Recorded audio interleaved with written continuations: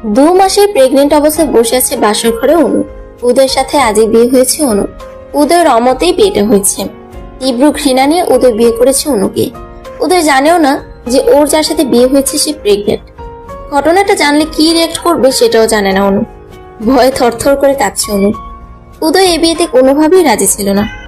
উদয়ের বাবা জোর জবরদস্তি করে বিয়ে দিয়েছে অনুর সাথে। উদয় বিয়ের আগে অনুকে বলেই দিয়েছে সে বিয়ে করতে চায় না, আর বিয়ে করলেও অনু কখনো সুখী হবে না। সে অনুকে স্ত্রীর মর্যাদা দিতে পারবে না, তাই অনু যেন উদয়কে বিয়ে না করে। উদয়ের সাথে বিয়ে ঠিক হওয়া নিয়ে উদয় অনেক বাজে ব্যবহারও করেছে, কিন্তু অনু নিরুপায়, তাই উদয়কে ইচ্ছার বিরুদ্ধে হলেও বিয়ে করতে হলো। এমনিতেও উদয়কে অনুর কোনোদিনও পছন্দ ছিল না। এর আগে অতীতে ঘটে গিয়েছে অনেক ঘটনা, যার রেস ধরে উদয় অনুকে এক বিন্দু পছন্দ করে না। কিন্তু ওর অপছন্দের সেই কারণটা খুঁজে পেলাম না। সিগারেট টানতে টানতে রুমে প্রবেশ করলো উদয়। উদয়ের চোখে মুখে স্পষ্ট রাগের বলি রেখা ফুটে উঠেছে। উদয় রুমে এসে সোফায় বসে একটার পর একটা সিগারেট টেনে যাচ্ছে। গায়ের শেরওয়ানি খুলে ফ্লোরে ফেলে দিল। রাগে ফুঁসছে আর ওয়ালে নিজের হাত দিয়ে নিজেই খুশি দিচ্ছে। অনু উদয়কে দেখে খাট থেকে নিচে নেমে সালাম করতে গেল। উদয় সাথে সাথে অনুকে লাথি মেরে ফেলে দিল আর চুলের মুঠি ধরে তুলে বলে, আমি তোকে কোনোদিন নিজের বলে মেনে নিব না। ঘেন্না করি তোকে আমি। এই বিয়ে আমি মানি না। আমার জীবন থেকে দূর হয়ে যা তুই। তোর মতো মেয়েরা সবই পারে। ছলনাময়ী নারী, তোর মতো নারীকে স্পর্শ করাটাও পাপের। চোখ দিয়ে টপটপ করে পানি পড়ছে অনুর। যে উদয় অনু বলতে পাগল ছিল, সে আজ অনুকে ঘৃণা করে। উদয়ের গাল দিয়ে আজও সেই বিশ্রী গন্ধটা পাচ্ছে। উদয় আজও আবার মদ খেয়েছে। উদয়ের এই নেশাটা যে অনু বড্ড ভয় পায়। এই নেশার জন্য অনুর জীবনে অনেক কিছু ঘটে গিয়েছে। অনুর জীবনটা অভিশপ্ত হয়ে গিয়েছে এই নেশার জন্য। এই নিয়ে 2বার নেশা করতে দেখলো উদয়কে।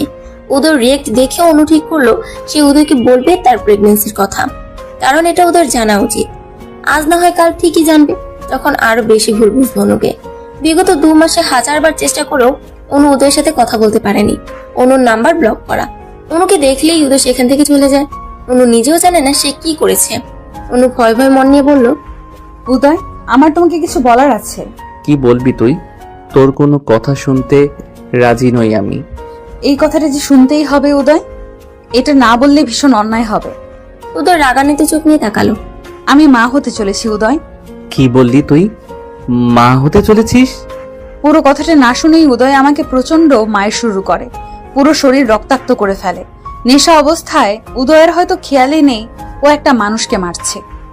উদয় মারতে মারতে নিজের সমস্ত রাগ ছাড়তে লাগলো। যে উদয় আমার জন্য মানুষকে মারতো, সে আজ আমাকেই মারছে। প্লিজ উদয়, আমাকে এইভাবে মেরো না, তাহলে বাচ্চাটার ক্ষতি হবে।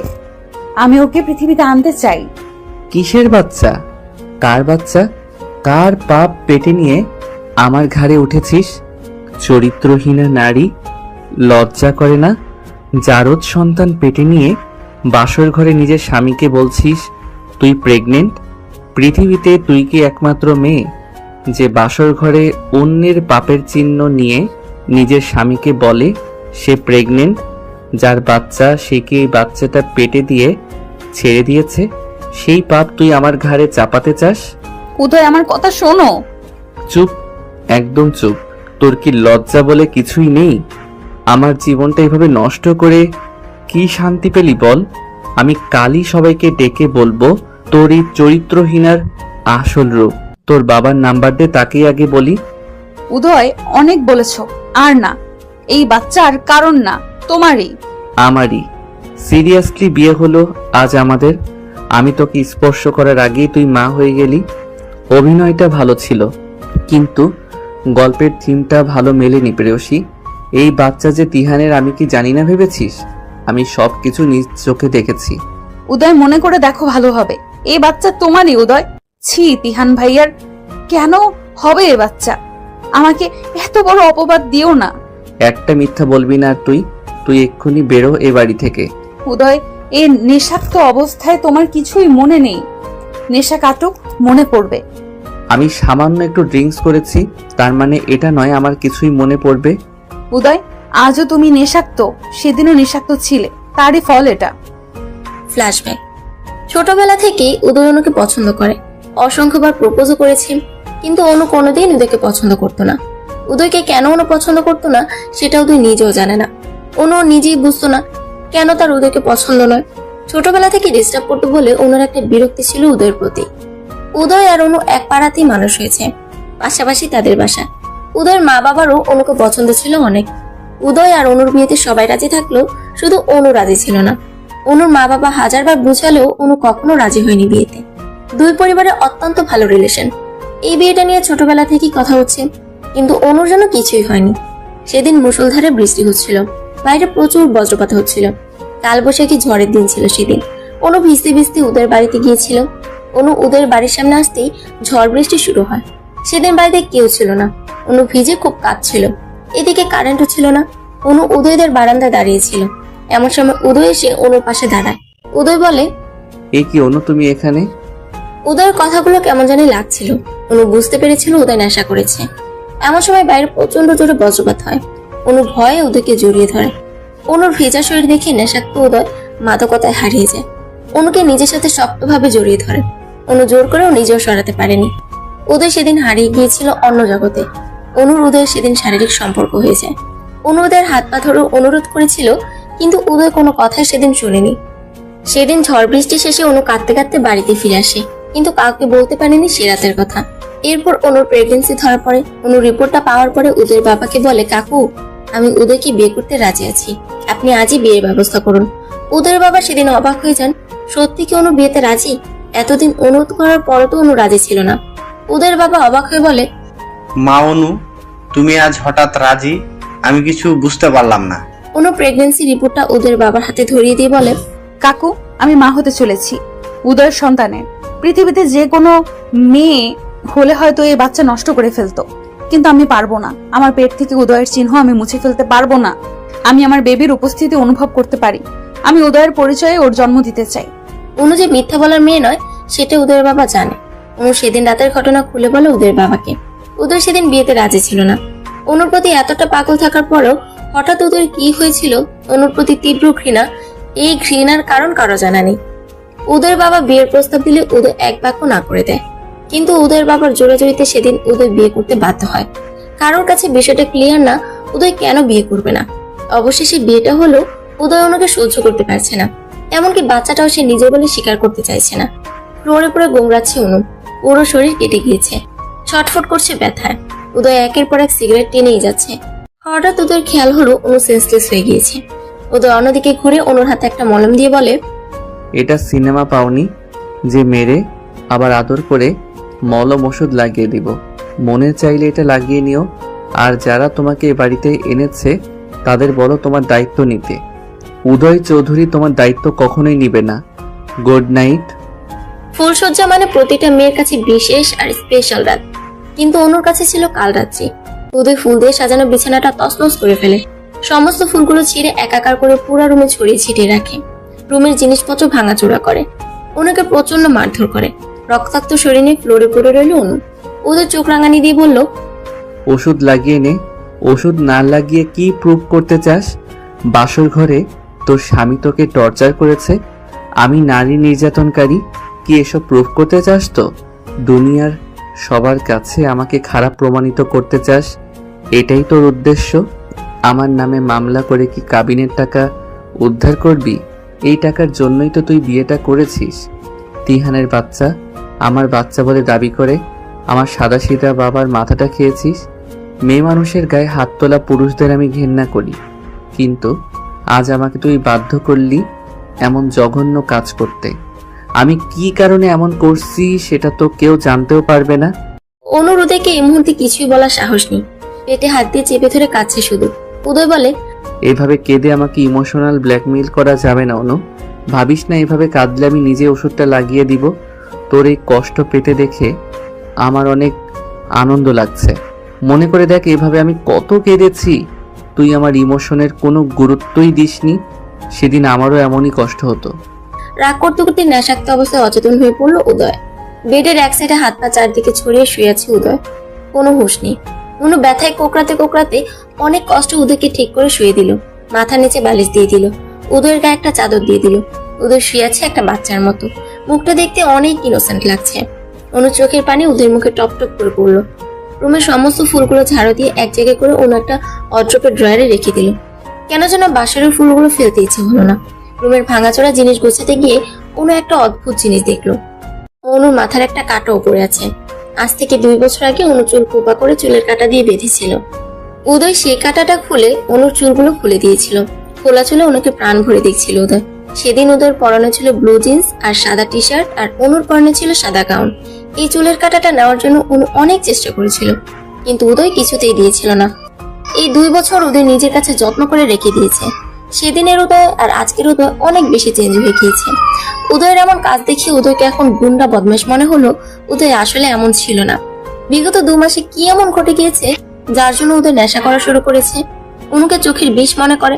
অনু নিজে ওষুধটা লাগিয়ে বালিশ ছাড়া ফ্লোরে শুয়ে রইল। কখন ভোর হয়েছে অনু জানে না। উদয়ের অভ্যাস রোজ সকাল 6টায় ঘুম থেকে উঠে এক্সারসাইজ করা। বাবা মায়ের একটাই ছেলে উদয়, লেখাপড়াতে অনেক ভালো, ডাক্তারি পাশ করেছে এবার। মিডিয়াম গড়ন শরীরের, গায়ের রং ফর্সা। স্কুল লাইফ থেকে চুল একটু বড় রাখতে ভালোবাসে উদয়। সিল্কি চুলগুলো কপালে এলোমেলো ভাবে পড়ে থাকে। রোজ দিনের মতো উদয় আজও ভোর 6টায় ঘুম থেকে উঠেছে। ঘুম থেকে উঠে চশমাটা পরে নিচে তাকিয়ে দেখে গুটিসুটি মেরে শুয়ে আছে লাল বেনারসি পরে অনু। মাথার নিচে বালিশও নেই। উদয় খেয়াল করে তার শরীরের বিভিন্ন অংশে রক্তের দাগ। উদয় অবাক হয়ে যায় দেখে এই দাগগুলো কিভাবে এসেছে। উদয় খেয়াল করে বিছানায় অনুর এক কানের দুল পড়ে আছে। উদয় বুঝতে পারে অনু এসেছিল তার কাছে। রাগে অনুকে ডাকতে যাবে, ঠিক তখনই অনু শরীরে শুকানো রক্তগুলো দেখতে পায়। উদয় কিছু একটা ভেবে অনুকে আর ডাকে না। উদয় বুঝতে পারে কাল রাতে অনু তাকে ঠিক করে শুয়ে দিয়েছে। উদয় ট্রাউজার আর গেঞ্জি পরে জগিং এর জন্য বের হয়। উদয় দেখে খুব ভোরে কাজের বুয়া বাগান ঝাড়ু দিতে এসেছে। উদয় বুয়াকে ডেকে বলে, সালেহা খালা শুনো তো। সালেহা খালা বলেন, উদয় বাবা বলো। খালা, অনুর ফ্লোরে শুয়ে আছে, ওর গায়ে একটা চাদর দিয়ে দাও আর মাথার নিচে বালিশটা দিয়ে দাও। সালেহা খালা একটা চাদর আর বালিশ দিয়ে অনুর শরীর ঢেকে দেয়। সালেহা খালাও জানে উদয় অনুকে সহ্য করতে পারছে না। সালেহা খালা অনুর গায়ে কাটা দাগ দেখতে পায়। ওদের মুড খারাপ দেখে ওদেরকে কিছুই বলে না। অনু আর ওদের অনেক ভালো ভালো মুহূর্তে সাক্ষী ছিল সালেহা খালা।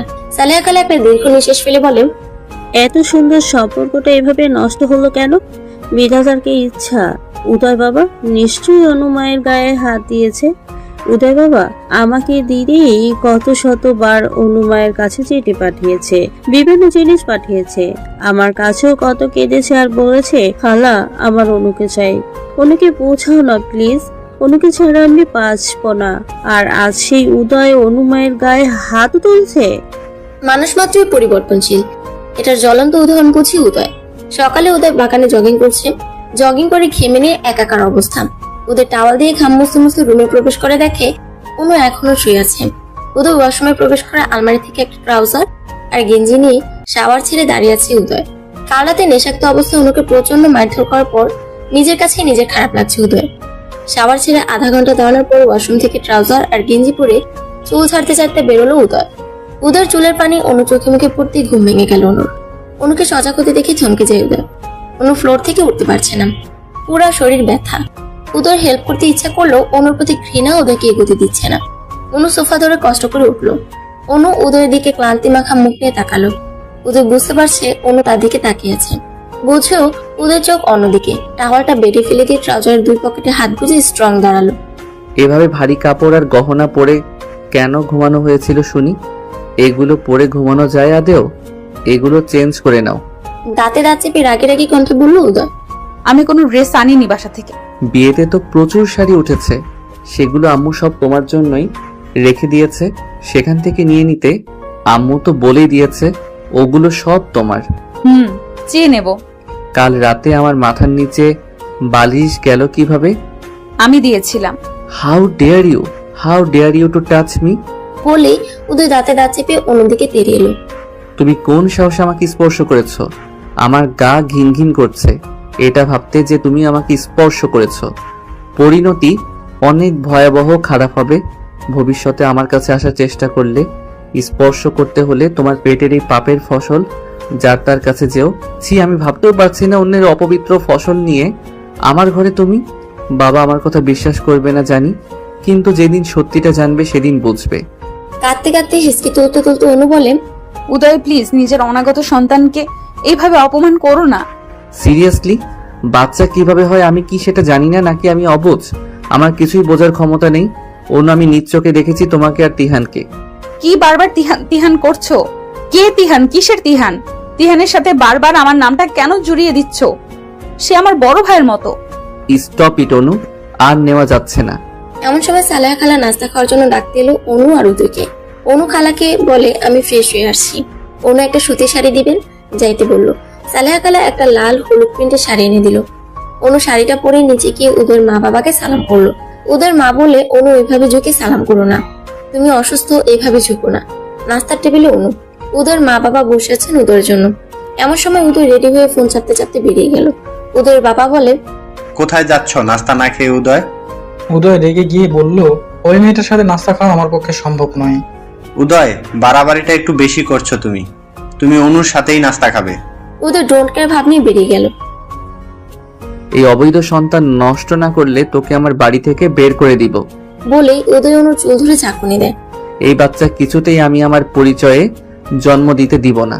সমাজের কাছে তুই তোর সম্মান বাঁচাতে আমার জীবনটা নষ্ট করলি কেন? তোকে আমি 7 দিন সময় দিলাম, যদি এর মাঝে এই বাচ্চার ব্যবস্থা না করিস তাহলে আমার থেকে খারাপ কেউ আর হবে না। আর শোন, ভুলেও মা বাবাকে বলবি না আমি তোকে বাচ্চা নষ্ট করতে বলেছি। তুই বলবি তোর বেখেয়ালে কিভাবে নষ্ট হয়েছে, আমি জানি না। অনু অবাক হয়ে তাকিয়ে থাকে উদয়ের দিকে। অনুর চোখ দিয়ে ঝরে চলেছে অঝোর ধারার পানি। উদয়কে সে কিভাবে বোঝাবে, বোঝানোর ভাষা খুঁজে পাচ্ছে না। সকালে রাগ করে না খেয়ে বেরিয়ে গিয়েছে, আর সন্ধ্যায় এসে আবার রাগারাগি করছে। উদয় আবার উত্তেজিত হয়ে বলে, এভাবে চুপ আছিস কেন? চুপ থেকে আমার কথা এড়িয়ে যাচ্ছিস। আমি কি বলবো উদয়? যে বাবা নিজের সন্তান মেরে ফেলার জন্য বউয়ের গায়ে হাত তোলে, তাকে বলার মতো কিছুই নেই আমার। শোন অনু, এই বাচ্চা যদি আমার হতো তোকে আজ মাথায় করে রাখতাম আমি। আমার সন্তানকে এই পৃথিবীতে আনার জন্য সব রকম যুদ্ধ আমি করতাম, কিন্তু তিহানের সন্তানকে কেন আমি আমার সন্তান বলে পরিচয় দিব? উদয়, আল্লাহর দোহাই লাগে, এই তিহার নামটা বলে অন্তত আমাকে অসম্মান করো না প্লিজ। আমি নিতে পারছি না। তুমি কি ভুলে গিয়েছো সে রাতের কথা? কোন রাত? আজ থেকে 2 মাস আগে। সেদিন অঝরে বৃষ্টি হচ্ছিল, বাসায় যেতে না পেরে তোমার বাসায় এসেছিলাম, আর তুমি সেদিন মদ্যপান অবস্থায় ছিলে। সেদিন তুই আমাকে মদ্যপান করতে বাধ্য করেছিলি অনু। এখনো মনে পড়লে বুকের মাঝে চিনচিন ব্যথা অনুভব হয় আমার। সেই কষ্ট আমি নিতে পারি না। অনুর মনে প্রশ্ন জাগে, উদয় তিহানের কথা কেন বলে বারবার? তিহানের সাথে আসলে কি? অনু সেদিন রুমের বাইরে গিয়ে তিহানকে ফোন করে। উদয় আপনাকে আর আমাকে নিয়ে সন্দেহ করে। কেউ কি কিছু বলেছে উদয়কে? আর কেনই বা সন্দেহ করে? অনু, তুমি খুব বোকা, তাই আসল সত্যিটা বুঝতে পারোনি। কেউ ভালোবাসলে অন্তত এটা করতে পারবে না জানি। উদয়কে তুমি পাত্তা দিতে না, তাই উদয়ের প্ল্যান ছিল এটা, যাতে তুমি বাধ্য হও বিয়ে করতে। তুমি কি কিছুই বোঝো না? শোনো অনু, ছেলেরা বিয়ের আগে শরীর পেয়ে গেলে তাদের আর কোনো চাহিদা থাকে না। উদয়েরও তাই হয়েছে। এসব কি বলছেন তিহান ভাই?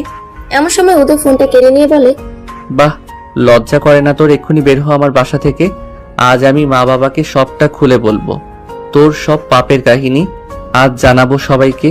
কি ভেবেছিস কি তুই? উদয় অনুর হাত ধরে টানতে টানতে নিচে নিয়ে গেল। উদয়ের বাবা উদয়ের গালে জোরে একটা থাপ্পড় মেরে বলে, অনেক হয়েছে। মেয়েটাকে এভাবে টানতে টানতে কোথায় নিয়ে যাচ্ছে? মেয়েটা যে অসুস্থ সে কথা কি ভুলে যাচ্ছ? বাহ বাবা বাহ, থাপ্পড়টা আমাকেই মারলে। আমি কেন ওকে পছন্দ করছি না সেটা ওর কাছেই জিজ্ঞেস করো। অনুর কাছে আমার কিছুই জানার নেই, যা বলার তুই বল। বাবা, ওর পেটের সন্তান আমার না, বিলিভ মি, ওর বাচ্চা তিহানের। ও কেবলই তিহানের সাথে গল্প করছিল, তাও আবার আমাকে লুকিয়ে চুরিয়ে। তিহানের সন্তানের দায়ভার আমি কেন নিব বলতে পারো বাবা? তোমরা কেন অনুকে তিহানের বাড়িতে দিয়ে আসছো না? অনু উদয়ের বাবার দিকে তাকিয়ে অঝরে কাছে। উদয়ের বাবা বুঝতে পারে অনু কোনো ভুল করেনি। উদয়ের বাবা উদয়কে বলেন, তিহান তো তোমারই বন্ধু, তার সাথে অনু কথা বললেই খারাপ রিলেশন হয়ে গেল। দিন দিন এত নিচে নেমেছ। ছি উদয়, ছি। এতটা খারাপ তুমি কবে হলে, আর কিভাবে হতে পারলে বলো? বাবা, তিহান আমার বন্ধু, ওর নয়।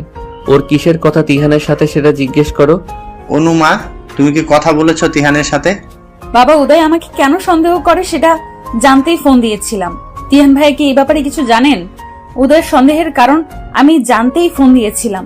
উদয়ের বাবা অনুকে বলে, তোমাকে আমি এ বাড়িতে এনেছি, কে কি বললো সেটা নিয়ে ভেবো না। আমার বিষয় সম্পত্তি সব আমি তোমার সন্তানের নামে করে দেব। কারো যদি ভালো না লাগে এই বাড়ি ছেড়ে চলে যেতে পারে, আমার কোনো সমস্যা নেই, কিন্তু আমার নাতিকে আমি চাই। অনুমা। উদয় রাগ দেখিয়ে কোথায় যেন চলে গেল। অনু নিজের রুমে গেল। উদয়ের ফুফি বলে, ভাই, তোমার উচিত হয়নি উদয়ের অমতে বিয়েটা দেওয়ার। জোর করে সব হলেও ঘর সংসার জিনিসটা হয় না। উদয়ের বাবা একটা দীর্ঘ নিঃশ্বাস ফেলে বলেন, অনুর পেটে উদয়ের বাচ্চা, আর উদয় কোন কারণে অনুকে ভুল বুঝছে। এই ভুল বুঝাবুঝি একদিন না একদিন মিটেই যাবে। তাছাড়া উদয় অনুকে ভীষণ ভালোবাসে। সেই ছোটবেলা থেকে অনুর পিছনে ঘুরেছে উদয়। অনু বলতে পাগল আমার ছেলে। আজ যদি আমি ওদের বিয়ে না দিতাম তাহলে উদয় কোনোদিনও আর বিয়ে করতো না। অনুর জন্য কোথা থেকে বিয়ে হলে উদয় ভেঙে পড়তো। উপর উপর রাগ হলে উদয় অনুর প্রতি ভালোবাসায় এক বিন্দু কমেনি। উদয়ের জীবনে অনু না থাকলে আমি কখনো পুত্রবধূ নাতি নাতনির মুখ দেখতে পারতাম না। আমার উদয়ের সুন্দর ভবিষ্যৎ নষ্ট হয়ে যাবে, আর বাবা হয়ে আমি কখনোই সেটা চাইবো না আমার ছেলের এমন ক্ষতি। কিন্তু আমাকে জানতে হবে উদয়ের কিসের এত ঘৃণা। আবার একটা জিনিস বুঝতে পারছি না, অনু তো আগে উদয়কে পছন্দ করতো না, কিন্তু অনু হঠাৎ করে এত নরম হয়ে গেল কেন? অনু তো অত্যাচার সহ্য করে পড়ে থাকার মতো মেয়ে নয়। ও কেন চুপচাপ সব সহ্য করছে? এই সহ্যের কারণ কি? অনু হঠাৎ বদলে গেল কেন? উদয়ের বাবা মা সালেহা খালার সবার মনে এক প্রশ্ন, অনু এমন নিশ্চুপ হয়ে গেল কেন? সেদিন সালেহা খালা অনুকে বলে, মা অনু, তুমি তোমার বাবার কাছে চলে যাও। এখান থেকে কেন এই অত্যাচার সহ্য করছো? তোমার এই কষ্ট সহ্য করতে পারছি না আমি। অনু কেঁদে দিয়ে বলে, আমি উদয়কে ভালোবাসি খালা, আমি ভীষণ ভালোবাসি উদয়কে, তাই ওর প্রেমের চিহ্ন মুছে ফেলতে পারিনি আমি। সবাই বলেছিল এই বাচ্চা নষ্ট করে ফেলতে, কিন্তু আমি উদয়কে ভীষণ ভালোবাসি বলে ওর অস্তিত্বকে নষ্ট করিনি। আমি হাজার কষ্ট হলেও ওকে জন্ম দিব, উদয়ের পরিচয়ে ওকে সমাজের সামনে আনবো, আমার যত কষ্টই হোক না কেন খালা। ডাক্তার, বাচ্চাটা আমার স্ত্রীর অবৈধ বাচ্চা, প্লিজ বাচ্চাটা নষ্ট করুন। আমি অনেক কষ্ট করে ওকে হসপিটালে এনেছি। আমার স্ত্রী যেন বুঝতে না পারে। যত টাকা লাগে আমি দিব, তবুও যে কোনোভাবে এই পাপের চিহ্ন মুছে ফেলুন।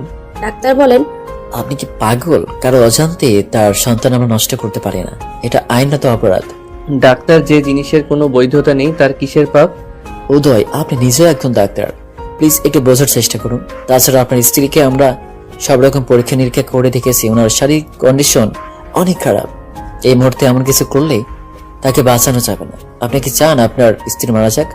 উদয় খুব নরম কণ্ঠে বলে, না ডাক্তার, অনুর যেন 1% কোনো ক্ষতি হয় না। অনুকে সেফ রেখেই বাচ্চাটাকে মারতে হবে। দরজার আড়াল থেকে এমন কথা শুনে চমকে যায় অনু। অনু ডাক্তারের রুমে প্রবেশ করে উদয়ের গালে ঠাস করে থাপ্পড় মেরে বলে, ছি, নিজের সন্তানকে খুন করতে এত অভিনয়! তুমি কি মানুষ থেকে অমানুষ হয়ে গিয়েছো? ডাক্তারকে একগাদা মিথ্যা বলছো কেন? তুমি নিজে একজন ডাক্তার হয়ে একটা অনাগত সন্তানকে খুন করার কথা কিভাবে বলো? শোনো উদয়, আমি এই সন্তানের জন্ম দিব, তার জন্য আমাকে যত যুদ্ধ করতে হয় হোক, তবুও পৃথিবীতে আসবে। তোমার সাথে আর আমি থাকবো না। তুমি আমার সন্তানের জন্য রিস্কি। এখন আমি চলে যাচ্ছি তোমার জীবন থেকে। মনে রেখো, একদিন না একদিন তোমাকে আফসোস করতে হবে। তোমার সন্তানকে বাঁচাতে তুমি মরিয়া হয়ে উঠবে। সেদিন অনেক বেশি দেরি হয়ে যাবে, তোমার হাতে কিছুই থাকবে না। অনু পেটে হাত দিয়ে বলে, পুচকু, তুই ছেলে না মেয়ে আমি জানি না, তবে আমি জানি তুই আমার ভেতরে বেড়ে উঠছিস তুই। তবে তুই কষ্ট পাস না, তোর বাবা তোকে ভালোবাসে না তাতে কি, তোর মা তোকে ভালোবাসে পুচকু, কাঁদিস না। অনু রাগ করে হসপিটাল থেকে বেরিয়ে এলো। উদয় কেন এতটা বদলে গেল? কি এমন হয়েছিল যার জন্য সেই অনু পাগল উদয়ের আজ এত ঘৃণা? তাহলে কি তিহানি ঠিক? ছেলেরা মেয়েদের শরীর ভোগ করার পর আর চাহিদা পায় না? উদয়ও কি তাই? কিন্তু উদয় বারবার কেন তিহানের বাচ্চা করছে? এই সত্যতা যাচাই করতেই হবে। গতকাল রাতে উদয় এসে হঠাৎ অনুর সাথে ভালো ব্যবহার করছিল। অনু শুয়েছিল।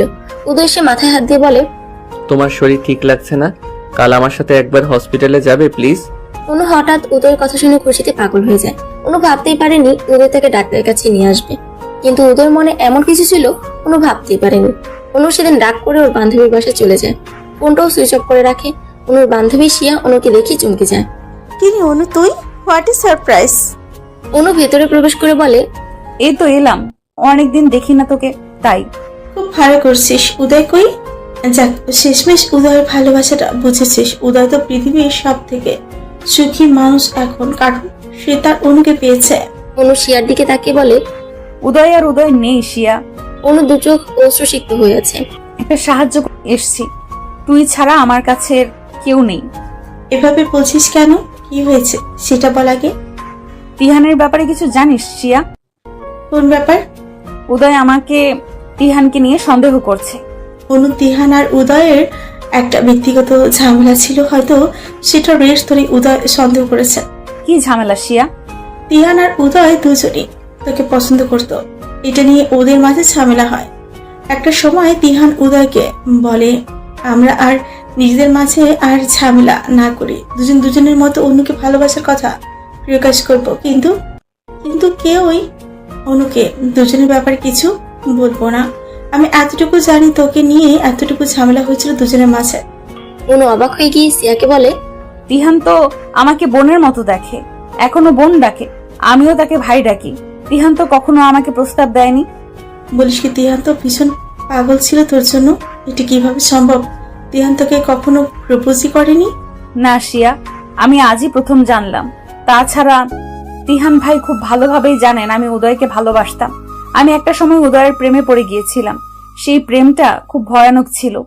আমার সবকিছুর সাথেই উদয় মিশে গেছিল, আর সবকিছুর সাক্ষী তিহান ভাই ছিল। আমার প্রেম, আমার ভালোবাসা সবকিছু তিহান ভাইকে বলেছিলাম। তিহান ভাইয়ের সাথে আমার বরাবরই ভালো রিলেশন, সেটা প্রেমের নয়, বন্ধুত্বের। অনু, সিয়া, উদয়, তিহান সবাই স্কুলে একসাথে পড়তো। তবে অনু উদয়ের একটু জুনিয়র ছিল। এক পাড়ায় বাড়ি হতে ছোটবেলা থেকে রাগ, অভিমান, খুনসুটি সব নিয়ে বড় হচ্ছিল ওরা। কিন্তু ভীষণ পাগলাম করতো অনুর জন্য। প্রথম অবস্থায় অনুর প্রেম ভালোবাসার অনুভূতি ছিল না উদয়ের প্রতি, কিন্তু পরবর্তীতে অনুর মনে ফিলিংস জাগে উদয়ের প্রতি। অনু ভালোবাসে উদয়কে, কিন্তু সেই ভালোবাসা প্রকাশ করার আগেই উদয় অনু থেকে দূরে সরে যায়। সেদিন মুষলধারে বৃষ্টি হচ্ছিল। উদয় ফোন দিয়ে অনুকে বলেছিল, অনু, কোনোদিন কি আমার হবি না? ভিডিও কলে অনু দেখেছিল উদয়ের কষ্ট ভরা মুখটা। উদয়ের দু চোখ দিয়ে টপ টপ করে পানি পড়ছিল। উদয় পাগলামি করছিল, ভীষণ পাগলামি। যে পাগলামি দেখে স্পষ্ট বোঝা যাচ্ছিল উদয়ের ভিতরের কষ্ট। অনু বারবার প্রশ্ন করছিল, উদয় প্লিজ এইভাবে কেঁদো না, আমাকে বলো তোমার কি হয়েছে।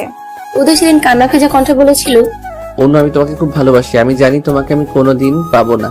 আমি তোমার ভালোবাসার যোগ্য না। এই পাগলটাকে একবার ভালোবেসে দেখতে অনু। আমার যদি দুইটা হৃদয় থাকতো, দুইটাই তোমাকে দিয়ে দিতাম। জানি সম্ভব না, তবুও বলবো, একবার আসবে আমার জীবনে, একটা দিন আমাকে ভালোবাসবে, তাহলে ওই ভালোবাসার টুকু নিয়ে আমি সারা জীবন বেঁচে থাকতে পারবো।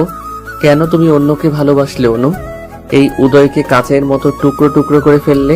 অনু উদয়কে বলেছিল, আমি আসছি উদয়, আজ তুমি জানবে এই অনু কাকে ভালোবাসে। অনু ফোনটা কেটে সেদিন আগে তিহানের সাথে দেখা করতে যায়। তিহানকে অনু জানিয়েছিল সে উদয়কে তার মনের কথা জানাতে চায়। অনু তিহানকে একটা চিরকুট দিয়েছিল উদয়কে দিতে। অনু সরাসরি উদয়কে ভালোবাসার কথা বলতে লজ্জা পাচ্ছিল। তিহানের কাছে থেকে সোজা উদয়দের বাসায় যায়, কারণ কাল বৈশাখী ঝড় শুরু হয়। সেই ঝড়ে অনুর বাসায় পৌঁছানোর কোনো উপায় ছিল না। উদয়ের বাড়িটাই কাছাকাছি ছিল। অনু উদয়ের বাসায় যাওয়ার পরেই ঘটে সেই অঘটন। সেদিনের পর থেকে উদয়ের পরিবর্তন। উদয় বারবার অনুর বাচ্চাকে তিহানের বাচ্চা বলে দাবি করছে। এর অ্যাকচুয়াল কোনো কারণ অনুর জানা নেই। নিজের ভালোবাসার মানুষের কাছে অবহেলিত হওয়ার মতো লজ্জা, অপমান আর কোনো কিছুতেই নেই। ভালোবাসার মানুষের সেই ফসল না যায় মুছে ফেলা, না যায় কাউকে বলা। মাতৃত্ব প্রতিটা মেয়েকে ভিতর থেকে বাধা দেয় তার সন্তানের ক্ষতি করতে। উদয় একদিন সালেহা খালার কাছে একটা সাদা শাড়ি আর কাঠগোলাপের গাজরা পাঠিয়ে বলেছিল, জানি এটা অনু নিবে না, তবুও দিও, কোনোদিন যদি ভালো লাগে পরবে। সেদিন ছিল নববর্ষ। সেদিন অনু সত্যি শাড়িটা পরেছিল। শাড়ি পরে বাসার বাইরে বেরোলে উদয় অস্থির নয়নে দেখছিল অনুকে। অনুকে সাদা শাড়িতে এতটা স্নিগ্ধ লাগে সেটা উদয়ের জানা ছিল না। অনু উদয়ের সামনে এলে উদয়ের হাত পা কাঁপছিল। ভেতর থেকে এক ভয়, লজ্জা কাজ করছিল। উদয় কিছুই বলতে পারছিল না, শুধু বলেছিল, এত সুন্দর তোমাকে কাছ থেকে প্রথমবার দেখলাম। একবার উদয়ের ভয়ানক জ্বর হয়েছিল, যে জ্বরে উদয়ের কোনো হুঁশ ছিল না। জ্বরের ঘরে শুধু অনু অনু করেছিল। অনু দেখতে এসে উদয়ের কপালে হাত রাখতেই উদয় বলেছিল, আমার এই অসুখ অনন্তকাল থেকে যাক, এই বাহানায় অন্তত তুমি কপালে হাত ছুঁয়ে দাও। এই অসুখ বারবার হোক আর তুমি বারবার স্পর্শ করো। কথা থেকে কি হয়ে গেল, ভালোবাসা থেকে বিচ্ছেদের পরিণত হলো। বিচ্ছেদ মানেই জীবন থেকে প্রিয় মানুষটার বিদায়। বিচ্ছেদের যন্ত্রণা বড় বেদনাদায়ক। জানালার গ্রিল ধরে দাঁড়িয়ে অঝরে চোখের পানি ফেলছে অনু। শিয়ার বাসার নিচেই দুজন স্বামী স্ত্রী তাদের বিবিকে নিয়ে খেলা করছে। স্বামী তার স্ত্রীর হাত ধরে হাঁটছে। বাচ্চাটাকে পেয়ে ওর মা বাবার চোখে মুখে আনন্দের শেষ নেই। অনু নিজের পেটে হাত দিয়ে বলে, সোনা, তোর কি সত্যি কপাল এতটা খারাপ যে বাবার আদর পাবি না? চিন্তা করিস না, কত নবজাতকেরই তো জন্মের আগে বাবা থাকে না, তুইও তাই মনে করবি। এমন সময় শিয়া এসে বলে, অনু, তারপর বল কি অবস্থা? অনু শিয়াকে বলে, জানিস শিয়া, আমার কপালটা না খুব খারাপ, তবে এতটা খারাপ জানতাম না আমি। দেখ উদয় একটা সময় আমার জন্য পাগল ছিল, আর যখন আমি পাগল হলাম ও বদলে গেল আমাকে পাগল বানিয়ে। শিয়া বলে, হোয়াট, কেন? তুই কি জানিস না উদয় তোকে কতটা ভালোবাসে? ভালোবাসতো শিয়া, এখন আর বাসে না। ও চায় না আমি ওর সাথে থাকি। ও সব সময় বলে আমি যেন ওর জীবন থেকে চলে যাই। এই বাচ্চা উদয় চায় না শিয়া আমি চলে এসেছি। দেখ অনু, রিলেশন রাগারাগি আছে, তাই বলে কি বিচ্ছেদ করতে আছে? উদয় ঠিকই তোকে নিতে আসবে, দেখে নিস। ও কখনোই আসবে না, কারণ ও বেঁচে গিয়েছে। ও আমাকে ঝামেলা মনে করে। এমন সময় বাইরের দরজায় কেউ কড়া নাড়ছিল। শিয়া দরজা খুলতেই অবাক হয়ে যায় উদয়কে দেখে। এ কি উদয়, তুমি? অনুকে ডাকো সিয়া, আমি ওকে নিতে এসেছি। অনু, আমি জানি ও এখানেই আছে, আমি ওর লোকেশন দেখে এসেছি। তুমি বসো, তোমার সাথে কথা আছে। না সিয়া, আমি বসবো না। উদয়, একটা কথা বলি, আমি তো সবই জানি তোমাদের। অনুকে প্লিজ কষ্ট দিও না, অনু তোমাকে খুব ভালোবাসে। সিয়া, তোমার কাছ থেকে মাই অন্তত মিথ্যা ডিজার্ভ করি না। অনু আমাকে কোনোদিন ভালোবাসিনি বা বলেওনি। বলার আগেই তো তুমি দূরত্ব শুরু করলে। অনুকে কষ্ট দিও না, এমনি অনেক কষ্টে আছে। সিয়া, অনু আমাকে পুড়িয়ে পুড়িয়ে শেষ করে ফেলেছে। অনুর দেওয়া আঘাত আমি ভুলবো না। আমার ভেতরের আমিটাকে কেউ কোনোদিন দেখেনি আর দেখতে পাবেও না। প্লিজ উদয়, কিছু মনের মাঝে না রেখে সবটা ক্লিয়ার করো, ঝামেলার কারণটা খুঁজে বের করো, দেখবি সব অশান্তি মিটে যাবে। সিয়া, সবকিছু কি মেটার মতো? প্লিজ বাদ দাও। এমন সময় অনু এসে বলে, কেন এসেছো? বাড়ি চলো অনু। কেন, আমাকে মেরে ফেলতে, নাকি রাস্তায় নিয়ে আমাকে গাড়ি থেকে ফেলে দিয়ে মারতে চাও? অনু, তুমি ভাবলে কি করে আমি তোমার ক্ষতি করব? জানোয়ারের মতো বাসর ঘরে যে গায়ে হাত তুলতে পারে সে আর কি না করতে পারে। প্লিজ চলে যাও এখান থেকে, আমাকে শান্তি দাও। সরি, তোমার গায়ে হাত তোলাটা ঠিক হয়নি, আর কখনো এমন হবে না। প্লিজ চলো, বাবা অনেক চিন্তা করছেন। ও বাবা চিন্তা করছেন তাই? শুধুমাত্র বাবার জন্য? তুমি ফিরে যাও উদয়, এই চরিত্রহীনের মুখ আর তোমার দেখতে হবে না। উদয় কোনো কথা না বলে অনুর হাত ধরে টানতে টানতে গাড়ির কাছে নিয়ে যায়। অনু ছোটাছুটি করার চেষ্টা করলে উদয় কোলে করে গাড়ির ভেতরে উঠায় অনুকে। তারপর গাড়ির দরজা লক করে দেয়। উদয় গাড়ি স্টার্ট দিয়ে গান চালিয়ে দেয়। ও মেঘ রে, ও মেঘ রে, তুই জানা উড়ে, আমার বন্ধু থাকে যে শহরে। ও মেঘ রে, তুই বলিস বন্ধুরে, আমি আজও ভালোবাসি যে তারে। গানটা শুনতে শুনতে কথায় যেন হারিয়ে গিয়েছে উদয় অনু দুজনে। গানটা এই মুহূর্তে দুজন এটাই বোঝাচ্ছে যে কারো প্রতি কারো ভালোবাসা বিন্দু মাত্র কমেনি। উদয় অনু দুজন দুজনের দিকে তাকিয়ে আছে অপলক দৃষ্টিতে, যেন কতদিন হয়ে গিয়েছে দুজন দুজনাকে দেখে না। উদয়ের চাহনির মাঝে এটা স্পষ্ট, অনুর জন্য উদয়ের কষ্ট হচ্ছে, কিন্তু উদয়ের মনে চাপা কষ্ট লুকিয়ে আছে, যার জন্য উদয় তার ভালোবাসা প্রকাশ করতে পারছে না। গাড়ির মাঝে অনু ঢলে পড়ে উদয়ের কাঁধে। উদয় অনুকে বলছে, সোজা হয়ে বসো অনু, এভাবে কাঁধের উপর থাকলে আমার অসুবিধা হচ্ছে গাড়ি চালাতে। উদয় অনুর মাথা সোজা করে দিল, কিন্তু অনু আবার ঢলে পড়ল। উদয় খেয়াল করলো অনু চোখ বন্ধ করে আছে। উদয় প্রথমে ভেবেছে অনু ঘুমিয়ে পড়েছে, কিন্তু ডাকাডাকির পরেও যখন অনুর জ্ঞান ফিরেনি তখন উদয় ভয় পেয়ে যায়। উদয় সাথে সাথে গাড়ি থামিয়ে অনুর মুখ ধরে ডাকাডাকি করে, কিন্তু অনুর কোনো হুঁশ নেই। উদয় দেখলো অনু সেন্সলেস হয়ে আছে। উদয় মাথায় হাত দিয়ে চুল উজিয়ে দিতে দিতে বলে, ও মাই গড, অনু সেন্সলেস হয়ে গিয়েছে। অনুর যদি কিছু হয় তার জন্য একমাত্র দায়ী আমি থাকবো। উদয় অনুকে ডাকাডাকি করে, মুখে পানির সেটা দেয়, কিন্তু কোনো কাজ হয় না। উদয় ভয় পেয়ে যায়, এই ভয় অনুকে হারানোর ভয়। উদয় অনুর দুই গালে দু হাত দিয়ে বলে, অনু, আমি আর কখনো এমন আচরণ করব না। আমি নিজেকে কন্ট্রোল করতে না পেরে এমন করেছি, কিন্তু আমি খেয়াল করিনি এতে তোমার ক্ষতি হতে পারে। তোমার পেটের বাচ্চার বাবা যেই হোক, মা তো তুমি। তোমার খুশির জন্য আমি এটা মেনে নিব। প্লিজ সুস্থ হয়ে যাও। সেন্সলেস অনু পড়ে আছে উদয়ের কাঁধে মাথা দিয়ে। উদয়ের কথা অনুর কানে পৌঁছালেও তার উত্তর দেওয়ার শক্তি হয়তো অনুর ছিল না। ভালোবাসা কি অদ্ভুত, তাই না? যাকে ভালোবাসা হয়, হাজারটা রাগ অভিমান হলেও তার কিছু হলে মনটা বিচলিত হয়ে পড়ে। অনু যদি দেখতো উদয়ের চোখে মুখে তার জন্য এত দুশ্চিন্তা, তাহলে হয়তো অনুর সাথে সাথে সেন্স ফিরে পেত। উদয় নিজেও একজন ডাক্তার, অনুর পালস ধরে বুঝতে পারে খুবই নরমাল। অনুর শরীর প্রচন্ড দুর্বল। গাড়িতে থাকা পানির বোতল থেকে চোখে মুখে পানি সেটা দিলেও সেন্স আসে না অনুর। অচেতন অবস্থায় কিছু একটা বলছে অনু। উদয়ের শার্টের কলার হাত দিয়ে শক্ত করে ধরে রেখেছে অনু। অনু কিছু একটা বলছে, উদয় শোনার জন্য অনুর মুখের কাছে কান নিয়ে ঝুঁকে যায়। উদয়, আমাকে ছেড়ে যেও না। আমি কি ভুল করেছি উদয়? কেন আমাকে তুমি কষ্ট দাও? তুমি তো সত্যিই বদলে গিয়েছো। তোমার অনু কি এতটা খারাপ যাকে আর ভালোবাসা যায় না? উদয়, আমি কখনো মিথ্যা বলিনি জীবনে। আমাকে একটা বার বিশ্বাস করো, এই বাচ্চা তোমার। তোমার অনু কোনো পাপের চিহ্ন বহন করতে পারে না উদয়। তোমার অনু কোনো ভুল করেনি উদয়। তোমার বাচ্চাকে মেরো না উদয়, ও তোমার সন্তান। ওর বাবাইকে খুব ভালোবাসে। আমার পেটে কান পেতে শোনো, ও তোমাকে ডাকছে। উদয় অনুর মুখের দিকে তাকিয়ে দেখে চোখ বুজে পড়ে আছে অনু। নিজের অজান্তে কি পক পক করে চলতেছে। উদয়ের চোখে পানি জমেছে। সে অনুকে কখনো এভাবে দেখতে চায়নি। অনুর মুখটা নিষ্পাপ লাগছে দেখতে। উদয় অনুর মুখের দিকে তাকিয়ে ভাবছে, এই ইনোসেন্ট মুখটা কিভাবে কোনো ভুল করতে পারে? তাছাড়া একটা অচেতন মেয়ে কিভাবে মিথ্যা বলতে পারে? অনু যে এখন নিজের কন্ট্রোলে নেই সেটা বুঝতে পারছে উদয়। অচেতন ভাবে কেউ কখনো মিথ্যা বলতে পারে না। উদয় অনুর পেটে কান দিয়ে শুনতে পায় তার বাচ্চার রেসপন্স। পেটের ভেতরে যে আছে তার উপস্থিতি স্পষ্ট বুঝতে পারছে উদয়। কেমন যেন উদয়ের কানে এমন একটা সাউন্ড এলো। বাবাই, মামাকে আর কষ্ট দিও না। মামা তো আমার দুর্নের কষ্ট সহ্য করতে। বাবাই, আমি যে ভুল করেছি, আমাকে তুমি একটু ভালোবাসো না। আমার সাথে যাদের জন্ম হবে তাদের বাবাইরা তাদের মাম্মাদের খুব যত্ন করলে তাদের তারা পৃথিবীতে আসতে পারে সুস্থভাবে। বাবাই, সব দোষই তো আমার, তাই আমাকে তুমি ভালোবাসো না। আমাকে মেরে ফেলো, তবু মাম্মাকে ভালোবাসো। হঠাৎ যেন উদয় অন্য জগতে চলে গিয়েছিল। এগুলা কি শুনলো সে? এই কথাগুলো যেন উদয়কে আরো বেশি যন্ত্রণা দিচ্ছে। হয়তো উদয়ের কল্পনা তাকে এই কথাগুলো বলেছে। উদয় অনুকে গাড়ি চালিয়ে বাড়িতে নিয়ে যায়। সেখান থেকে কোলে তুলে নিজের রুমে নিয়ে যায়।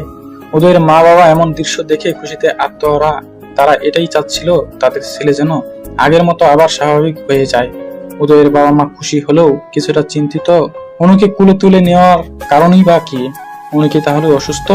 এমন সময় উদয় একজন গাইনি ডাক্তারকে তার বাড়িতে আসতে বলে।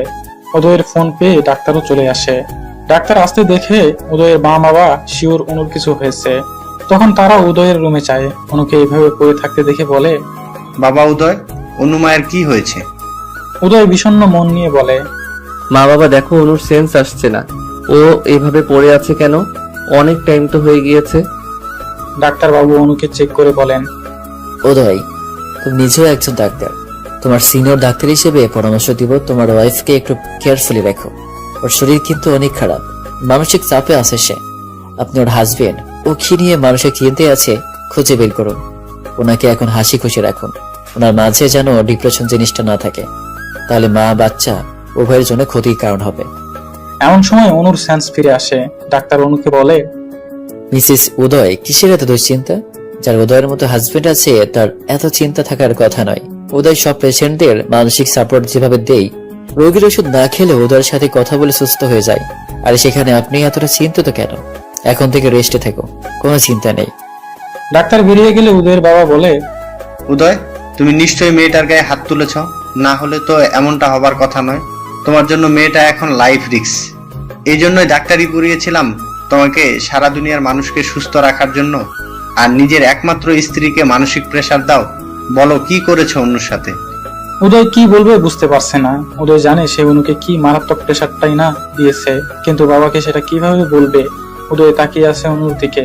অনুকে বলে, তুমি বলো অনু, আমি কি করেছি? বলেই মাথা নিচু করে থাকে উদয়। অনু বলে, বাবা, আজ উদয় কিছুই করেনি। ও আমাকে অসুস্থ দেখে হসপিটালে নিয়ে গিয়েছিল। সেখান থেকে আমার বান্ধবী শিয়ার বাসায় রেখে এসেছিল। আসলে অনেকদিন শিয়াকে দেখি না, তাই সেখান থেকে দুজনে বাইরে খাওয়া দাওয়া করে বাড়িতে ফিরছিলাম। হঠাৎ অসুস্থ হয়ে পড়েছি। এখানে উদয়ের কোনো দোষ নেই বাবা। উদয় মুখে যাই বলুক, আমার কেয়ার করে।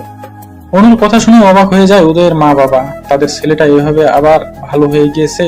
ছেলেকে বুকে জড়িয়ে নিয়ে উদয়ের বাবা বলে, তোকে বুকে নিলে যেমন শান্তি লাগে, তেমন তোর সন্তানেরও ভালো লাগবে তুই তাকে বুকে নিলে।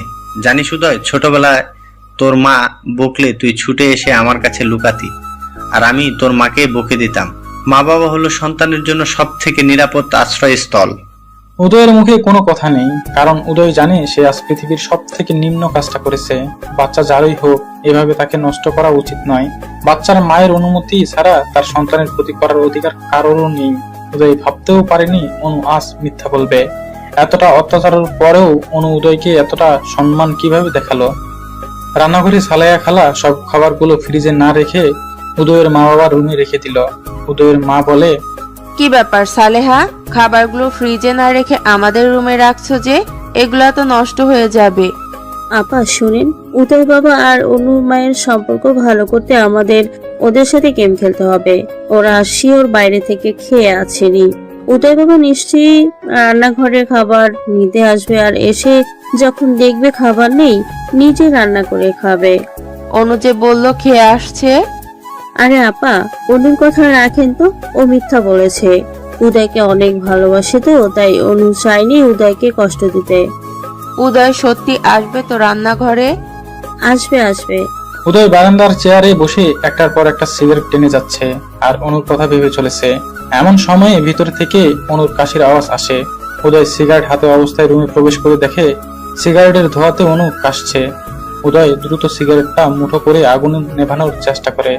গম্ভীর মুখ নিয়ে অনুর দিকে তাকিয়ে বলে, সমস্যার কথা মুখে বললেই তো সিগারেটটা ফেলে দিতাম, এভাবে কষ্ট পাওয়ার কি আছে শুনি? ধোঁয়া সামলাতে গিয়ে যে সিগারেটের আগুনে উদয়ের হাতের তালু পুড়ে গিয়েছে সেদিকে খেয়াল নেই উদয়ের। হঠাৎ উদয় উ করে উঠে আর হাত থেকে সিগারেটটা পড়ে যায়। অনু খেয়াল করে দেখে সিগারেটের আগুন নিভেছে ঠিকই, কিন্তু উদয়ের হাত জ্বলছে। জ্বলন্ত সিগারেটে উদয়ের পুড়ে যাওয়া হাতের দিকে তাকিয়ে আছে অনু। উদয় হালকা ও আ করছে ব্যথায়, কিন্তু অনুকে বুঝতে দিচ্ছে না কিছুই। অনু বলে, উদয় ব্যথা পেয়েছো? এভাবে হাতটা পোড়ালে কেন? নিচে ফেলে দিলেই তো পারতে।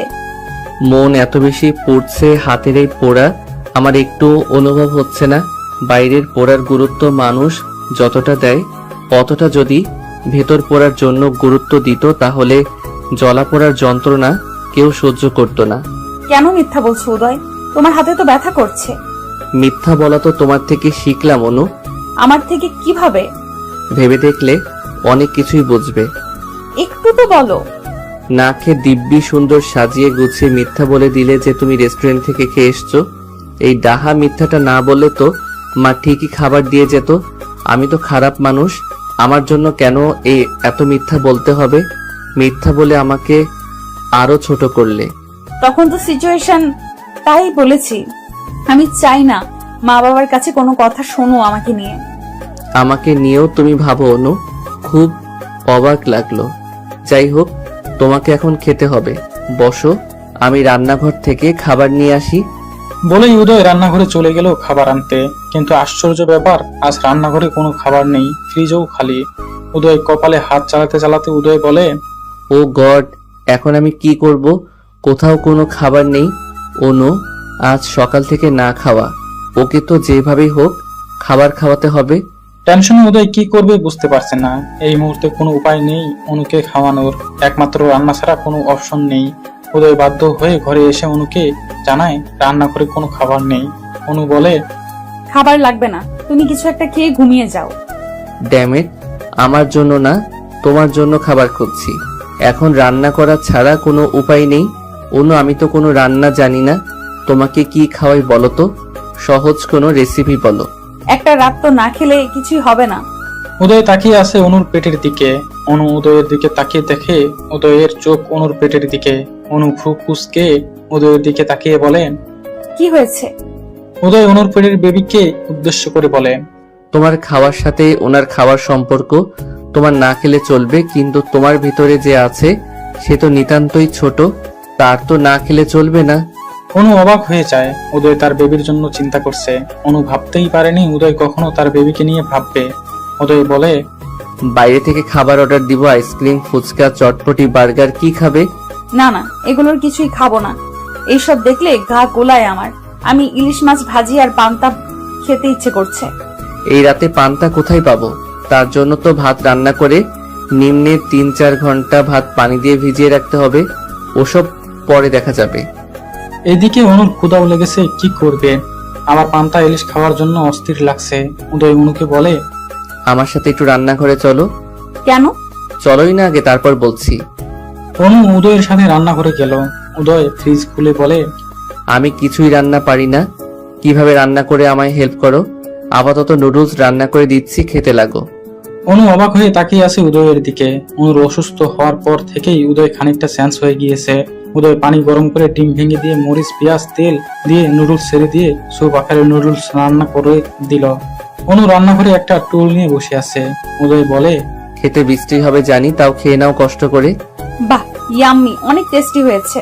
উদয় সন্দিহান দৃষ্টি নিয়ে তাকিয়ে আছে। এত জঘন্য খাবার খেয়ে পাম দিচ্ছে। বাধ্য হয়ে উদয়ের এই পাম হজম করতে হচ্ছে। উদয় মাছ মাংস বের করলে অনু বলে, উদয় মাছ মাংস আমার গা গোলায়, এগুলো খেতে পারি না। আলু ভর্তা আর ভাত রান্না করো। সিরিয়াসলি এখন আলু ভর্তা খাবে?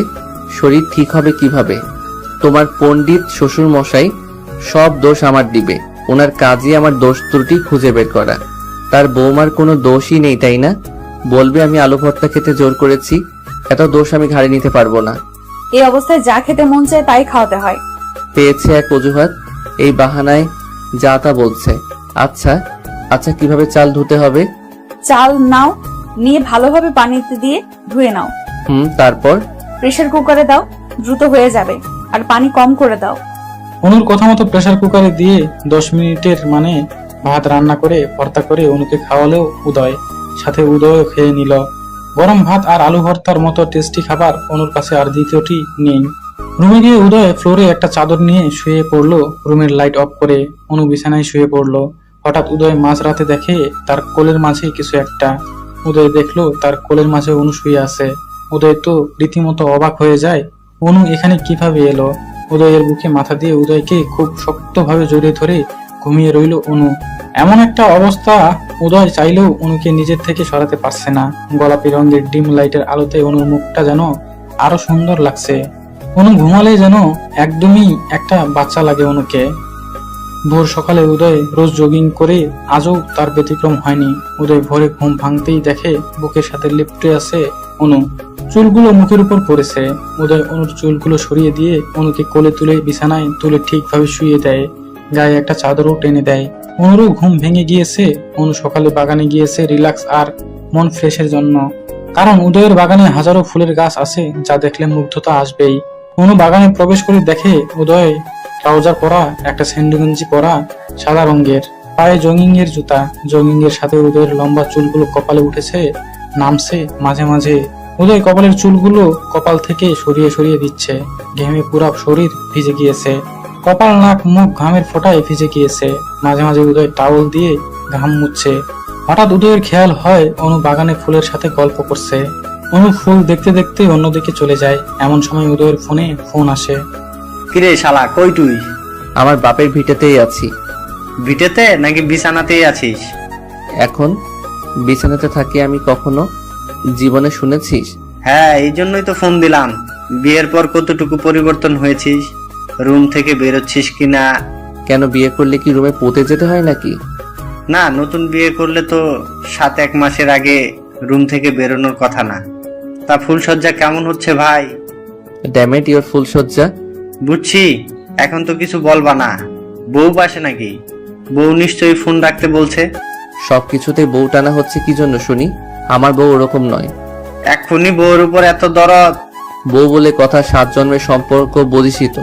বউ কেমন দেখতে হয়েছে? আমার বউ পরীর মতো সুন্দর। আর কি তখন থেকে বউ বউ করছিস? জগিং করছি, ফোন রাখ। বলেই উদয় ফোনটা কেটে দিল। সকাল 8টা বাজতেই উদয়ের মা আর সালেহা খালা 1 প্লেট পান্তা আর সাথে ডিম ভর্তি ইলিশ ভাজি কয়েক পিস হাজির করলো। অনু দেখেই খুব খুশি। এগুলো কোথায় পেলো জানতে চাইলে উদয়ের মা বলে, কাল রাতেই উদয় মাছের দোকানে অর্ডার করে রেখেছিল, তারা দিয়ে গিয়েছে। অনু ভাবতেই পারেনি উদয় এমন সারপ্রাইজ দিবে। উদয়ের মা বলে, অনুমা, একটা কথা বলি, তুই আস্তে আস্তে এটা জানার চেষ্টা কর উদয়ের এই রাগের কারণটা কি। উদয়ের তোর প্রতি এখনো সমান ভালোবাসা আছে, শুধুমাত্র কোনো অজানা রাগে উদয় এমন করছে। তুই এটা খুঁজে বের কর, কিসের এত ঘেন্না। আপনি ঠিক বলেছেন মা, আমাকে এটা খুঁজে বের করতেই হবে। উদয়ের কাজিন হঠাৎ উদয়ের বাড়িতে বেড়াতে আসে। সে উদয় আর অনুর ব্যাপারে সবটা জানে। উদয়কে বলে, অনুর প্রতি রাগ কমেছে? রাগ ঘৃণা কিছুই কমেনি, কিন্তু ওর অসুস্থতা আমি সহ্য করতে পারি না। ও অসুস্থ থাকলে আমার নিজের ভেতরে এক ভীষণ যন্ত্রণা হয়। আমি অনুকে ভালো দেখতে চাই। বিয়ের 2 মাস কেটে গিয়েছে। উদয় অনুর সম্পর্ক আজও ঠিক হয়নি। উদয়ের অপছন্দ আর ঘৃণা নিয়ে অনু পড়ে আছে উদয়ের বাড়িতে। বর্তমান অনুর বেস্ট ফ্রেন্ড উদয়ের কাজিন ইভা। অনেকদিন হয়েছে উদয়দের বাড়িতে এসেছে। ইফাকে পেয়ে অনু একজন সঙ্গী পেয়েছে। উদয় আর অনুর সব ঘটনা অনু ইফার সাথে শেয়ার করত। ইফা অনুর কাছে জানতে চায় তাদের ভুল বোঝাবুঝি কি নিয়ে। অনু একটা বড় নিঃশ্বাস ছেড়ে বলে, ইফা, আমি নিজেও জানি না, শুধু এইটুকু জানি উদয় আমার কাছে কল দিয়ে কেঁদেছিল। আমি ওর কান্না দেখে ওকে আমার মনের কথা জানাতে চেয়েছিলাম, কিন্তু ও আমার না বলা কথা আমি জানাতে পারিনি। উদয়ের খুব ইচ্ছা ছিল আমার মুখে ভালোবাসি কথাটা শুনবে, কিন্তু উদয় সেটা পারেনি। তার আগেই সবকিছু ওলটপালট হয়ে গিয়েছে। আমার মনে হয় তোমার উদয়কে ছেড়ে চলে যাওয়া উচিত অনু। শুধু এই অশান্তির জীবন কেন ভোগ করছো? আর কেনই বা পড়ে আছো? উদয়ের বাচ্চার জন্য কেন এত কষ্ট করছো? তার একটাই কারণ, আমি উদয়কে ভালোবাসি। কোনোদিন গেলেও আমি উদয়কে জানিয়ে দেব যে অনু তাকে ভালোবাসতো। হঠাৎ অনু সিঁড়ি থেকে পড়ে যায়। গড়াতে গড়াতে নিচে গিয়ে পড়ে। সাথে সাথে মারাত্মক পেটে পেইন শুরু হয়। ইফা দ্রুত এসে অনুকে ধরে। ইফা অনুকে দেখে বিচলিত হয়ে পড়ে। অনুকে খুব কষ্টে উঠায় আর চেঁচিয়ে বাড়ির সবাইকে ডাকে। ইফার চেঁচাচেঁচিতে উদয় এর মা বাবা দ্রুত এসে দেখে অনু ব্যথায় ছটফট করছে। অনুকে সবাই ধরে একটা চেয়ারে বসিয়ে দেয় আর অনুর কাছে জানতে চায় সে পড়ে গেল কিভাবে। তখন অনু বলে, জানি না, হঠাৎ পা পিছলে গিয়েছে। অনুর পা খানিকটা ফুলে মুচকে গিয়েছে। অনু পা বাড়াতে পারছে না। হঠাৎ অনুর মা বলে, এ কি, সিঁড়িতে এত তেল কেন? অনু তো এই সিঁড়িতেই পিছলে পড়ে গিয়েছে। তাই তো, সিঁড়িতে এত তেল কিভাবে এলো? সালেহা খালা ফেলেনি তো? ও আজ কাজেই আসেনি, তাহলে তেল কিভাবে এসেছে? ইফা দেখে তেলের ফুটোগুলো উদয়ের রুমের দিকে গিয়েছে। ইফা উদয়ের আম্মুকে বলে, দেখুন তো মামি, তেলের ফোঁটাগুলো কোন দিক থেকে এসেছে? আমার মনে হচ্ছে এটা উদয়ের রুমের দিক থেকে এসেছে। উদয়ের মা আস্তে আস্তে গিয়ে দেখে উদয় মাথায় তেল লাগিয়ে ল্যাপটপের দিকে মনোযোগ দিয়েছে। উদয়ের মা বলেন, কি ব্যাপার, তুমি আজ তেল লাগিয়েছো হঠাৎ? মাথায় খুব পেইন হচ্ছিল তাই। মাথায় পেইন তো হবেই, সারাদিন এসব হাবিজাবি চিন্তা করলে মাথায় পেইন হবে না তো কি অন্য কিছু হবে? ওদের মা মনে করেছেন উদয়ের এই কাজ এটা। উদয় ইচ্ছা করে ফেলেছে তেল যাতে অনু পড়ে যায় আর বাচ্চাটা নষ্ট হয়ে যায়। উদয়ের মা বলে, এখন তুমি খুশি তো? তোমার মনের ইচ্ছা পূরণ হচ্ছে? এতদিন মুখোশ পরে ভালো হওয়ার নাটক করেছিলে। উদয় রীতিমতো অবাক হয়ে যাচ্ছে। সে কেন এটা চাইবে যে অনুর বাচ্চা নষ্ট হয়ে যাক? একটা সময় চেয়েছিল বাচ্চাটা না হোক। এখনো উদয় অসন্তুষ্ট নয়, কিন্তু এই মুহূর্তে সে চায় না সে অনুর বাচ্চাটা নষ্ট হয়ে যাক। উদয় অবাক হয়ে প্রশ্ন করে, এগুলো কি বলছো? অনুর বাচ্চা নষ্ট এসবের মানে কি? মানে কি আমাকে নতুন করে বোঝাতে হবে উদয়? মাথায় তেল লাগিয়ে সে তেল সিঁড়িতে ফেলে রেখেছো যাতে অনু সিঁড়ি দিয়ে হাঁটতে গিয়ে তেলের ওপর পা দিয়ে পড়ে যায়, বাচ্চাটা নষ্ট হয়ে যায়, তাই না? তুমি কি ভাবছো কেউ কিছু বুঝবে না? আজ সালেহা বাড়িতে আসেনি, আর এদিক দিয়ে তেল নিয়ে কে যাবে? এ বাড়িতে যেখানে সেখানে তেল কে ফেলবে? এ বাড়িতে অনুর আলাদা কোনো শত্রু নেই তুমি ছাড়া। কি বলো মা? অনু পড়ে গিয়েছে, ও ঠিক আছে তো? ওর কোনো ক্ষয়ক্ষতি হয়নি তো? ওর কি হয়েছে না হয়েছে সে বিষয়ে তোমাকে জানতে হবে না। আমি এখনই ওকে বাপের বাড়িতে পাঠিয়ে দিচ্ছি, সেটাই ভালো হবে। উদয় মায়ের কথা পাত্তা না দিয়ে দ্রুত অনুর কাছে ছুটে আসে। অনু পেট ধরে ব্যথায় ছটফট করছে। উদয় ব্যস্ত হয়ে বলে, অনু, কি হয়েছে তোমার? খুব কষ্ট হচ্ছে? কিভাবে পড়লে? উদয় আমার পেটে এমনিতেই ব্যথা করে প্রায় সময়, জানি না কেন। উদয়, সিঁড়িতে কি তুমি এই তেলটা ফেলেছো?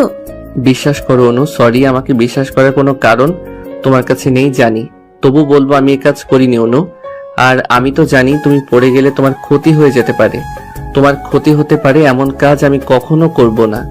আমি জানি আমার কথা বিশ্বাস করার মতো কোনো কারণ তোমার কাছে নেই, কারণ আমি এর আগে অনেকবার তোমার বাচ্চা নিয়ে তোমাকে অনেক কিছু বলেছি, কিন্তু বিশ্বাস করো এখন আর আমি চাই না যে তোমার বাচ্চাটার কিছু হোক। অনু কোনো কথা না বলে উদয়ের মুখের দিকে তাকিয়ে আছে, কেননা অনু বুঝতে পারছে উদয়ের কথার মাঝে কোনো ভুল নেই, কোনো মিথ্যা নেই। অনু উদয়কে বলে, আমি জানি উদয় এ কাজ তোমার নয়, আমি তোমাকে বিশ্বাস করি। উদয়, তুমি কি সত্যি? অনুর মুখে বিশ্বাস কথাটা শুনে উদয় যেন মানসিক তৃপ্তি পেল, কিন্তু উদয়ের মনে এই প্রশ্ন থেকেই গেল, এই তেল এখানে কিভাবে এলো? উদয় তো তেল নিয়ে সিঁড়িতে যায়নি। তেলটা কিভাবে এলো? অনু উদয়কে বিশ্বাস করলেও বাড়ির কেউ বিশ্বাস করেনি। তাদের ধারণা এ কাজ উদয়েরই। পরের দিন সন্ধ্যায় ইফা অনুকে বলে, উদয় বাগানে কাঁদছে অনু, ও হয়তো ওর ভুল বুঝতে পেরেছে। উদয় আমাকে বলেছে ওর তোমার জন্য খুব কষ্ট হচ্ছে। যাও অনু, বাগানে যাও। অনু বাগানে গিয়ে দেখে উদয় পেছন থেকে ঘুরে দাঁড়িয়ে আছে। অনু উদয়কে বলে, তোমার ভুল বুঝতে পেরেছো? আমি জানতাম একদিন না একদিন তোমার ভুল তুমি বুঝতে পারবে। এ বাচ্চা তোমার, আর আমিও তোমাকে ভালোবাসি, ভীষণ ভালোবাসি। প্লিজ আমাকে দূরে সরিয়ে রেখো না। অনু উদয়ের ঘাড়ে হাত দিতেই অবাক হয়ে যায়। এটা উদয় নয়, তিহান। অনু তিহানকে বলে, এই কি দিহান ভাই, আপনি এখানে? এই সন্ধ্যাবেলা আপনি এখানে কি করছেন? তোমাকে খুব মিস করছিলাম অনু, অনেকদিন দেখি না তোমাকে, ফোনটাও তো রিসিভ করো না। দেখুন তিহান ভাই, প্লিজ এখান থেকে যান। উদয় দেখলে আমাকে ভুল বুঝবে। উদয় আমাকে আর সহ্য করতে পারবে না। এমনিতেই উদয় আপনাকে আর আমাকে নিয়ে সন্দেহ করে। এমন সময় পিছন থেকে উদয় হাতে ক্লাব দিয়ে বলে, অস্থির সিন অনু, অসাধারণ। এটাই হলো আসল অনু, আর আমার সাথে থাকে অভিনয় করা অনু। উদয় তিহানের কলার ধরে কয়েকটা ঘুষি দিয়ে বলে, তোর এখানে কি কি চাস? তোর এই বাচ্চা চাস? অনুকে নিয়ে বের হও আমার বাসা থেকে। ওই চরিত্রহীনাকে কি জন্য আমার বাসায় রেখেছিস? টাকার জন্য? কত টাকা বল? কত টাকা হাসিলের উদ্দেশ্যে এই কাজ করেছিস? কত টাকা হলে আমাকে মুক্তি দিবি এই যন্ত্রণা থেকে? অনু কাঁদো কাঁদো গলায় বলে, উদয় বিশ্বাস করো, আমি কিছুই করিনি। আমি এখানে তুমি ভেবে এসেছি। আমি জানতাম যে এখানে তুমি আছো। তিহান ভাই কিভাবে এলো আমি জানি না। চুপ, একদম চুপ। কোনো কথা বলবি না। বেরিয়ে যা তিহানের সাথে। তোকে কে বলেছে আমি এখানে ছিলাম? ইফা আপু বলেছে। একদমই মিথ্যা বলবি না। এখন ইফার দোষ দেওয়া হচ্ছে। ইফা না থাকলে তো আজ তোর এই কুকীর্তি আমি ধরতেই পারতাম না। অনু অবাক হয়ে যায়। ইফা নিজেই তো অনুকে এখানে পাঠিয়েছিল। ইফা আবার উদয়কে অফিস থেকে আসতে বলেছে। তার মানে ইফা ইচ্ছা করে ঘটনাটা ঘটিয়েছে। কেটে গেছে 7 দিন। উদয় অনুর সাথে একটা কথাও বলে না। অনুর সাথে যত প্রকার খারাপ ব্যবহার আছে কিছুই করতে বাদ রাখেনি উদয়। এভাবে প্রায় 10 দিন কেটে গেল। উদয় অফিস থেকে ফেরার সময় খেয়াল করে তিহান একটা মেয়ের সাথে রেস্টুরেন্টে বসা। উদয় অনুকে ভিডিও কল দিয়ে দেখে অনু বাড়িতেই আছে। তাহলে এই মেয়েটাকে? উদয় গাড়ি থেকে নেমে একটু এগিয়ে যায়। তিহানের সাথে থাকা মেয়েটাকে দেখে চমকে যায় উদয়। তিহানের সাথে মেয়েটি তারই কাজিন ইফা। আশ্চর্য লাগলো উদয়ের কাছে, তিহানের সাথে ইফা কিভাবে এলো? দুজনে খুব হাসাহাসি করছে। তার মানে ইফা তিহানকে আগে থেকেই চিনে। দুজনকে দেখে বেশ ক্লোজ মনে হচ্ছে। উদয় যেন মানসিকভাবে একটা ধাক্কা খেলো। তাহলে সেদিন যে ইফা বলল সে তিহানকে চিনে না, সেদিন ইফা কল দিয়ে উদয়কে বলেছিল, উদয় দ্রুত বাসে এসো, অনু একটা ছেলেকে বাগানে ফোন দিয়ে ডেকে এনেছে আর ফিস করে কথা বলছে। হয়তো অনুর পরিচিত হবে। আরে না উদয়, পরিচিত হলে তো অনু আমাকে বলতোই। অনুর সাথে আমার এত ভালো রিলেশন, অনু তো আমাকে বলতো, তাই না? ও তাহলে হয়তো অনুর কোনো প্রয়োজন, তাই কাউকে ডেকেছে। কারণ ছাড়া তো অনু ডাকেনি। উদয় ব্যাপারটা তুমি নর্মালি নিচ্ছ। অনু ফোন করে ডেকে এনেছে ছেলেটাকে। Ifa, it's normal issue. Uday আমার না ডাউট লাগতেছে, মনে হচ্ছে অন্য কোনো কিছু হবে। অনুর মেবি এক্স বয়ফ্রেন্ড। ইফা, অনুর কোনো বয়ফ্রেন্ড ছিল না কোনোদিন। আমার চোখের সামনে বড় হয়েছে। বয়ফ্রেন্ড থাকলে আমি জানতামই। তাছাড়া অনু ও টাইপের মেয়ে না। তাহলে অনুকে অত্যাচার করো কেন? যে অনুর বাচ্চা আমার না, অনু অপবিত্র। তুমি এগুলা বলো বলেই তো আমার মনে হলো ছেলেটা সে কিনা, তাই তোমাকে জানালাম। বাকিটা তোমার ব্যাপার, ভেবে দেখো। ছেলেটাকে দেখো তো, তুমি চিনো কিনা? না আমি চিনি না, তবে একটা পিকচার তুলে পাঠিয়ে দিচ্ছি। উদয় হোয়াটসঅ্যাপে তিহানের পিকচার দেখে চমকে যায় আর প্রেসেন্ট রেখে সাথে সাথে বাসায় চলে আসেন নিজ চোখে দেখার জন্য। কেবলই উদয়ের মন নরম হয়েছিল যে অতীতে যেটা হয়েছে হয়েছে, অনুর সাথে আর সে খারাপ ব্যবহার করবে না। কিন্তু অনুর আবারও বিশ্বাস রাখতে পারলো না। উদয় বাড়িতে এসে অনুর ফোন চেক করে দেখে সত্যি তিহানকে ফোন দেওয়া হয়েছিল, যদিও অনু অনেকবার বলেছিল এই ফোন সে করেনি। আর তিহান কিভাবে এসেছে অনু সেটা জানেও না। উদয় অনুকে বিশ্বাস করেনি, কিন্তু আজ তিহান আর ইফাকে একসাথে দেখে অবাক হচ্ছে উদয়। ইফা তাহলে সেদিন মিথ্যা বলেছিল। উদয় গাড়িতে গিয়ে বসে কপালে হাত চালাতে লাগে। কোথাও কিছু একটা গোলমাল হচ্ছে। এমন সময় ওখান দিয়ে অনু যাচ্ছিল। অনুকে দেখে বেশ মন খারাপ লাগছে। উদয় অনুকে দেখে গাড়ি থেকে নেমে অনুর কাছে যায়। অনু উদয়ের থেকে বেশ কিছু দূরে এগিয়ে হঠাৎ অনুর পায়ে কিছু একটা বেঁধে অনু পড়ে যেতে যায়। সাথে সাথে তিহান গিয়ে অনুকে ধরার চেষ্টা করলে অনু নিজেকে সামলে নিয়ে বিরক্তি নিয়ে বলে, ডোন্ট টাচ মি ভাইয়া। অনু, তোমার শরীর ঠিক নেই, আমি হেল্প করছি। হেল্প? কিসের হেল্প? আজ অব্দি একটা